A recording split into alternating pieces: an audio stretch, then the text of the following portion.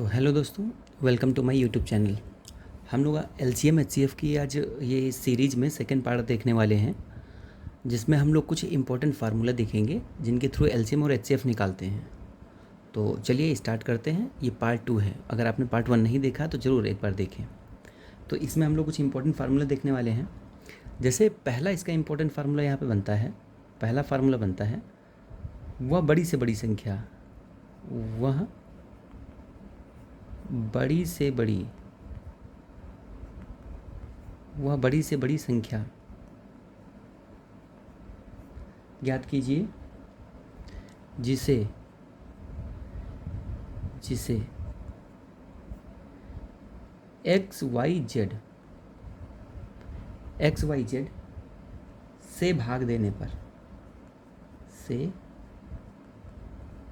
भाग देने पर क्रमशः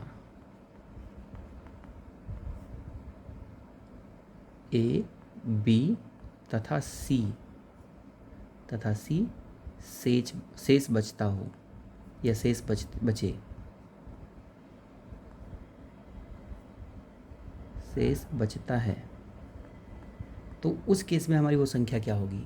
पहले फार्मूले के अकॉर्डिंग ये सिखाया गया है कि वह बड़ी से बड़ी संख्या कौन सी होगी जिसे एक्स वाई जेड से अगर हम भाग दे दें तो क्रमशः ए बी तथा सी शेषफल बचे। तो ऐसे केस में दोस्तों क्या करना है, हमको एक बात पता है कि अगर ऐसे केस में वह संख्या निकालेंगे तो संख्या निकालने के लिए पहली चीज़ हमको ये देखनी पड़ेगी कि संख्या पूछा है वो बड़ी से बड़ी संख्या।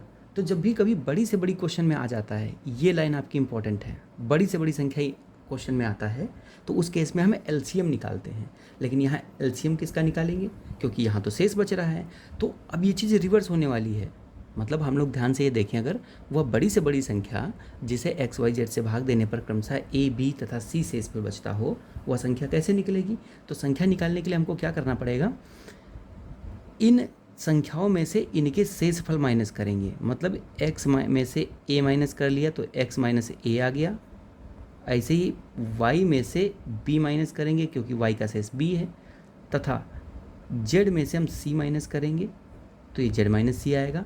इन तीनों का हम HCF निकालेंगे। HCF मतलब मासा निकालेंगे, और ये जो मासा आएगा यही हमारा फाइनल आंसर आ जाएगा। तो ये हमारा ओवरऑल एक फार्मूला बन के आता है जिससे हम निकाल सकते हैं वो बड़ी से बड़ी संख्या। तो आई होप कि पहला फार्मूला आपको समझ में आया होगा। अब हम लोग दूसरे फार्मूले की बात करते हैं। दूसरा फार्मूला क्या है, दूसरा फार्मूला भी सेम ऐसे ही है, जिसमें बोला गया है वह छोटी से छोटी संख्या। इस बार बोला है वह छोटी से छोटी संख्या, वह छोटी से छोटी संख्या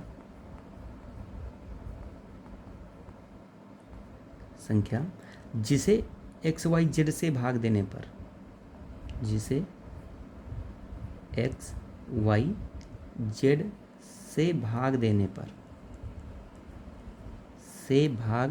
पर क्रमशः ए बी तथा सी शेष बचे या शेष बचता है। तो ऐसे केस में वह संख्या कौन सी होगी, हम लोग उस बारे में सीखेंगे। ऐसे केस में वो जो संख्या निकल के आती है तो उसको निकालने के लिए थोड़ा सा हम क्वेश्चन पर जाएंगे।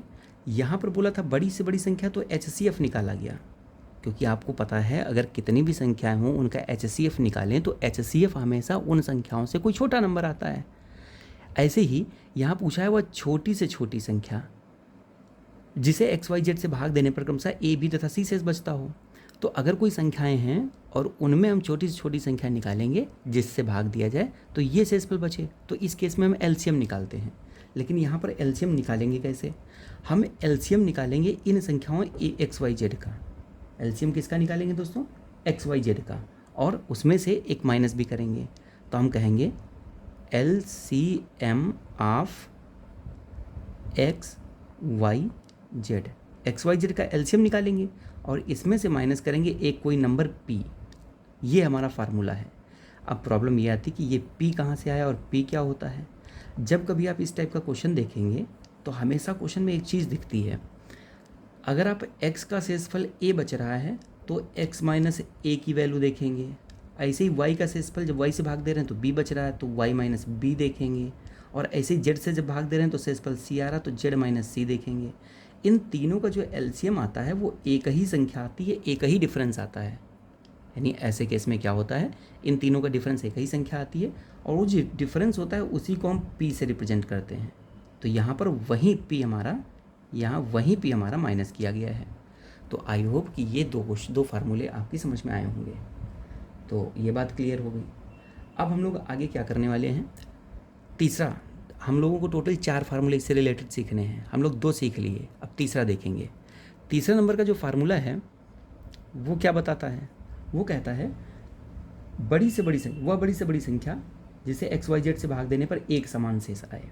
इसका मतलब क्या हुआ, वह बड़ी से बड़ी संख्या जिसे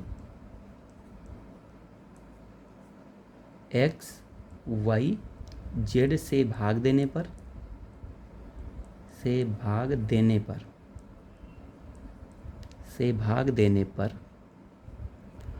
हमेशा एक समान शेष आए। हमेशा एक समान शेष बचता हो, हमेशा एक समान शेष बचता है। तो ऐसे केस में वो बड़ी से बड़ी संख्या क्या आएगी, ऐसे केस में बड़ी से बड़ी संख्या निकालने के लिए हमको मासा निकालना पड़ेगा। तो संख्या इक्वल टू वो संख्या कैसे आएगी, हमको एक काम करना पड़ेगा, इन्हीं तीनों को आपस में माइनस करना पड़ेगा साइक्लिक ऑर्डर में। जैसे हमने x माइनस वाई को माइनस किया तो माइनस करके हम इनका मॉड लेंगे। मॉड मतलब क्या होता है, हम प्लस में ही आंसर लेंगे। ऐसे ही y माइनस जेड लेंगे तो इनका भी मॉड ही लेना पड़ेगा, और ऐसे ही z माइनस एक्स भी लेंगे।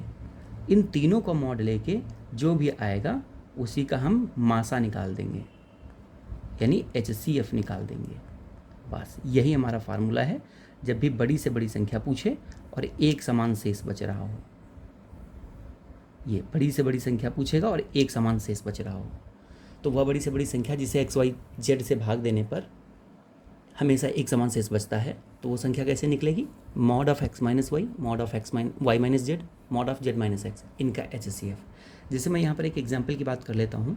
मैंने कहा सपोज दैट, अगर हमारा एक एग्जाम्पल ले लेते हैं, मैंने कहा वह बड़ी से बड़ी संख्या जिसे 3, 5, 4 से भाग देने पर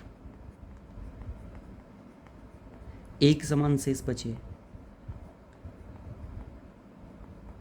एक समान शेष बचे। तो ऐसे केस में, ऐसे क्वेश्चन का हम क्या करते हैं, यहाँ पर सेम टू सेम इसी कॉन्सेप्ट से रिलेटेड ये है। तो हम लोग देखेंगे इसको कैसे करेंगे। ये जो हमारी 3, 5, 4 ये संख्याएं हैं, ये हमारी एक्स वाई जेड की वैल्यू हैं। एक्स है 3, वाई है 5 और जेड है 4। तो हमने कहा कि पहले आपको एक्स माइनस वाई निकालना पड़ेगा और वो भी मॉड में। तो हम देख रहे हैं अगर एक्स माइनस वाई करें तो 3 माइनस 5 आता है और इसको मॉड में लेना है। मॉड का मतलब ही हो गया 3 माइनस 5 आता है -2, लेकिन मॉड का मतलब होता है प्लस में लेना। बस मुझे यही चीज़ समझानी थी, इस मॉड का क्या मतलब है। तो 3 माइनस 5 होता है -2 और -2 का मॉड निकालेंगे। मॉड मीन्स मॉडुलस, मतलब परिमाण, केवल आपको संख्या से मतलब है, तो आपका 2 हो गया। ऐसे ही अगर हम y माइनस जेड का मॉड निकालते हैं तो y माइनस जेड मतलब 5 माइनस 4 मॉडुलस। तो ये तो प्लस में 1 आ ही रहा है, प्लस में आएगा तो प्लस में लेंगे, माइनस में आ रहा होगा तब भी प्लस में लेना, बस ये सेंस है। और अगली बार z माइनस एक्स पर मॉड, तो z कितना है हमारा 4 और x कितना है 3, तो 4 माइनस 3 पर मॉड ये 1 हो गया। तो ऐसे केस में हम HCF ही निकाल देंगे। जो हमको फाइनली संख्या निकालनी होगी वो इन्हीं तीनों संख्याओं का HCF निकाल देंगे, और हमको पता है इन तीनों संख्याओं का HCF 1 ही आएगा। तो ऐसे हमारा आंसर निकल सकता है। तो आई होप कि आगे आप कर लेंगे। जो संख्या निकालनी होगी, संख्या इक्वल टू हम निकालेंगे HCF ऑफ ये जो आंसर्स मिले हैं 2, 1 एंड 1, यही हमको फाइनली आंसर दे देगा। आई होप ये आप लोग समझ चुके होंगे। अब हम लोग बढ़ते हैं अपने चौथे फार्मूले की तरफ। जो फोर्थ फार्मूला है, ये फोर्थ फार्मूला बोलता है, कहता है अगर वह छोटी से छोटी संख्या निकालनी हो जिसे एक्स वाई तथा जेड से भाग देने पर एक समान शेष आर बचता हो, वह छोटी से छोटी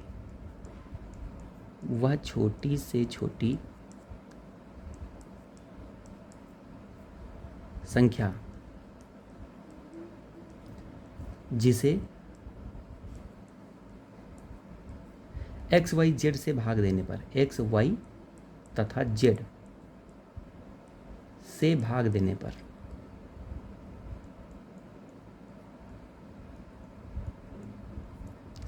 देने पर सदैव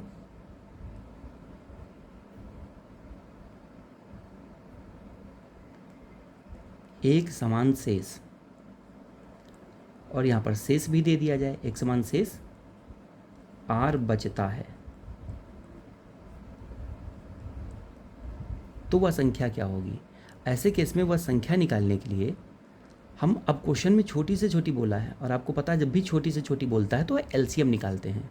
तो हम निकालेंगे एक्स वाई जेड का एलसीएम, तो LCM of X Y Z, यानी एक्स वाई जेड का एलसीएम निकालेंगे और ये जो एक समान शेष आर बच रहा है हम उसको ऐड कर देंगे, बस यही हमारी संख्या निकल आएगी। तो हम ऐसे फार्मूलों को अप्लाई करेंगे। अब हम लोग इस पर बेस्ड कुछ क्वेश्चन देखते हैं और उसके बाद हम लोग अपने इस कॉन्सेप्ट को श्योर करते हैं।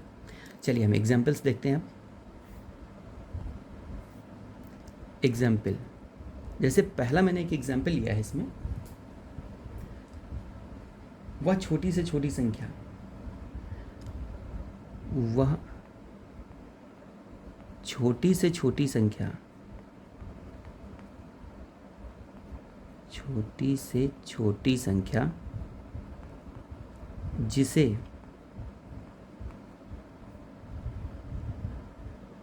5, 7 तथा 8 से भाग देने पर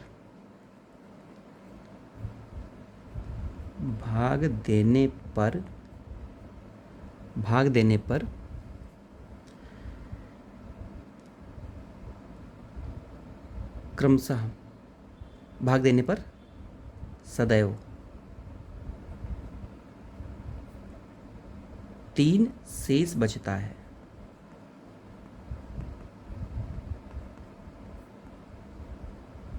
ये ऐसे एक क्वेश्चन हम लोगों ने लिख लिया।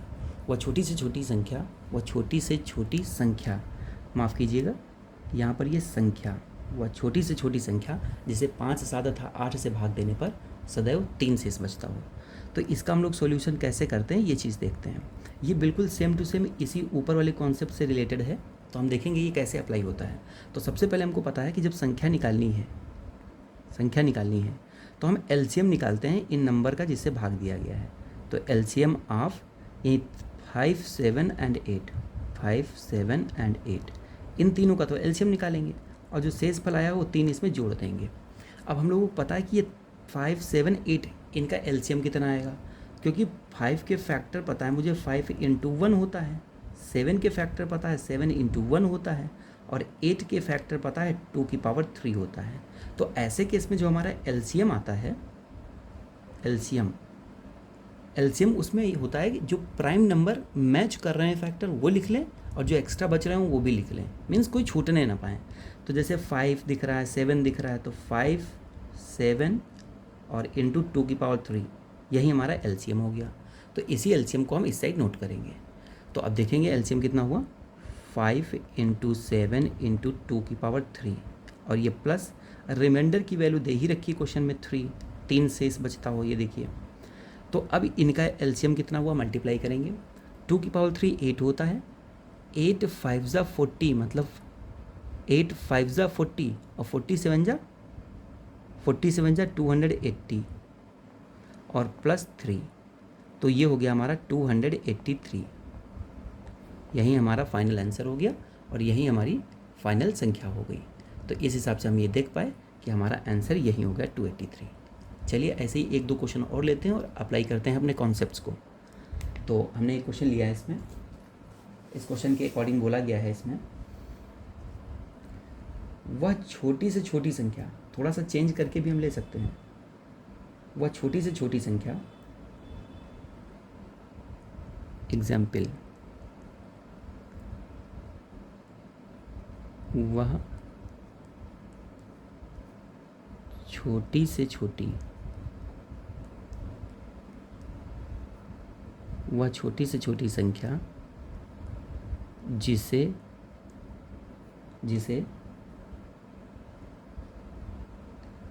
15, 16, 18 और 20 से विभाजित करने पर, जिसे 15, 16, 18 तथा 20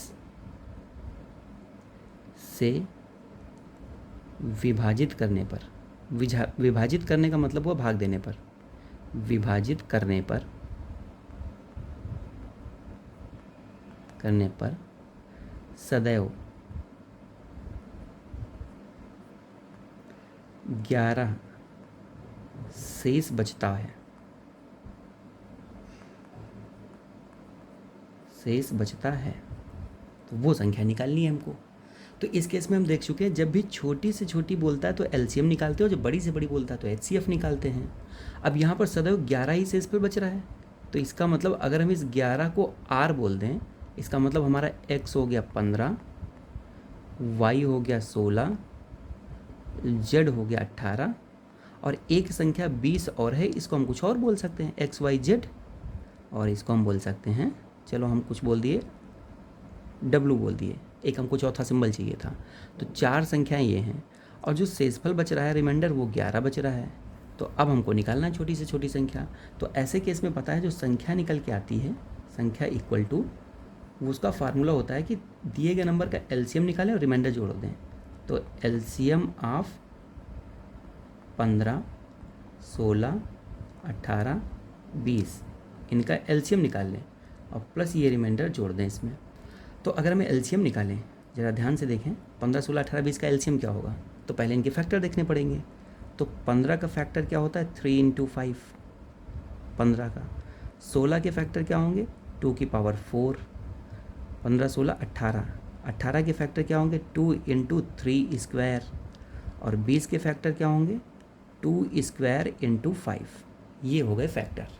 तो जो इनका एलसीएम आएगा, इनका एलसीएम, वो एलसीएम निकालने में हम सबसे बड़ी चीज़ ये देखते हैं, एलसीएम निकालने में, कि इनमें कौन से प्राइम फैक्टर कॉमन है।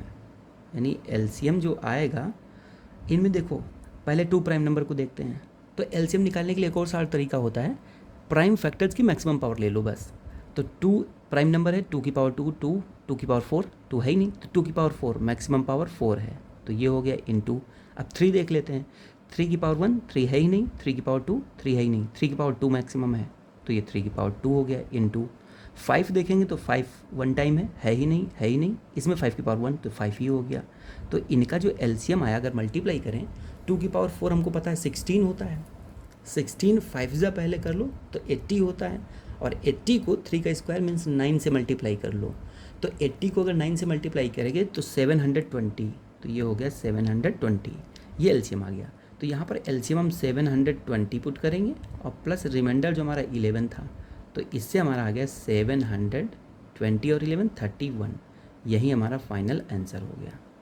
तो ऐसे हम लोग आंसर्स को निकालना सीखेंगे। तो एक और क्वेश्चन लेते हैं और फिर हम लोग अपने कॉन्सेप्ट को और आगे बढ़ाते हैं। जैसे मैंने एक एग्जाम्पल लिया इसमें,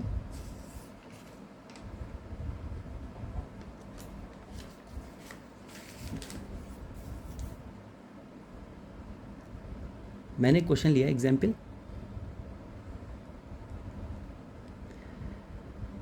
वह छोटी से छोटी संख्या, वह छोटी से छोटी, वह छोटी से छोटी संख्या जिसे 14, 24, जिसे 14, 24, 34, 14, 24, तथा 34 से विभाजित करने पर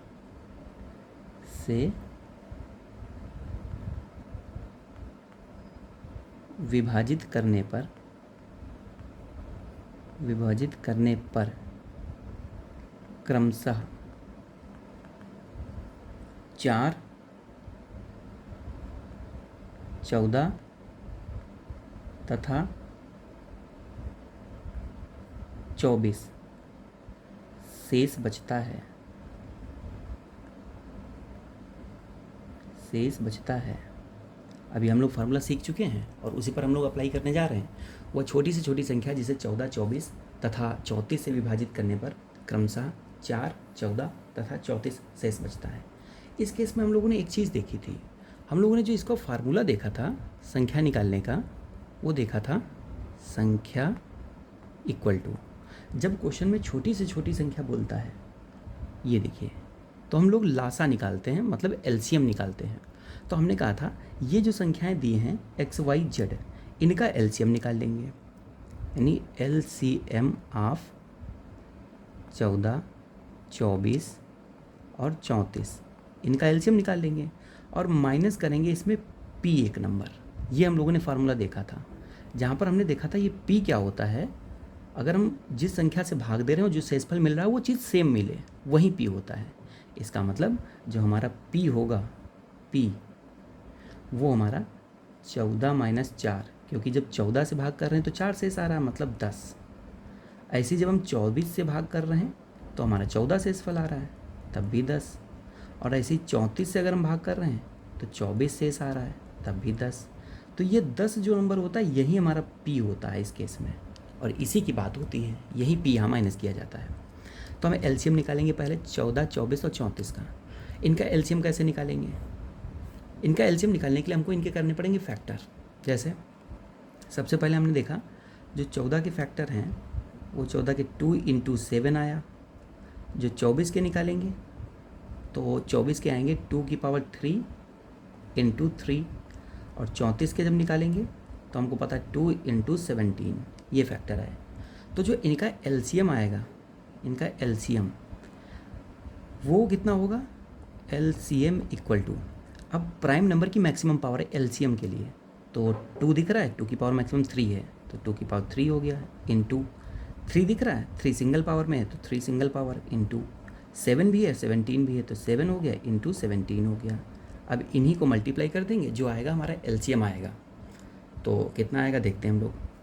2 की पावर 3 8 होता है, 8 3 जा 24 होता है, 8 3 जा 24, और 24 को अगर हम लोग मल्टीप्लाई करें या ऐसे कर लें, 7 3 जा 21, 7 3 जा 21, 21 8 जा करेंगे तो 168, और 168 को मल्टीप्लाई कर लेते हैं 17 से, 168 को मल्टीप्लाई करेंगे 17 से, यही हमारा एलसीएम आ जाएगा। तो हमको पता है 17 8 जा 136 का 6 कैरी है 13, 17 136 के 6 बचे 13, 17 छक्के 102 और 13 115, 5 लिख दिए बचे 11, 17 एकम 17 और 11 28, 2856 आया। तो यही हमारा हो गया एलसीएम।